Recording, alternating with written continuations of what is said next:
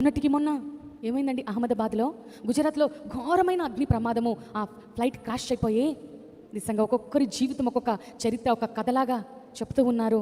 ఎన్నో ఆశలతో ఎక్కారు. ఇంకా నూతన జీవితం ప్రారంభించాలని కొంతమంది, కుటుంబంతో కలిసి చక్కగా ముందుకు వెళ్ళాలని కొంతమంది, చక్కని ఉద్యోగాల్లో జాయిన్ అవ్వాలని కొంతమంది, కుటుంబాన్ని చూసుకొని వెళ్ళాలన్న ఆశతో వచ్చిన వారు కొంతమంది, ఇలా రకరకాలైన ప్రజలు అందులో ఉన్నారు. విదేశీయులు ఉన్నారు, మన భారతీయులు చాలామంది ఉన్నారు. దేవుని బిడ్డలారా, అన్ఫార్చునేట్గా ఆ ఇన్సిడెంట్ జరిగిపోయింది. ఎవరు ఊహించలేదు. ఒకవేళ ఫ్లైట్లో ఎక్కారు, క్రాష్ అయింది, వారు మరణించారంటే ఒక మాట.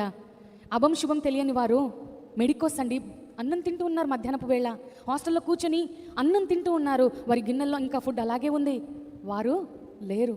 ఎంత భయంకరమైన పరిస్థితి చూడండి.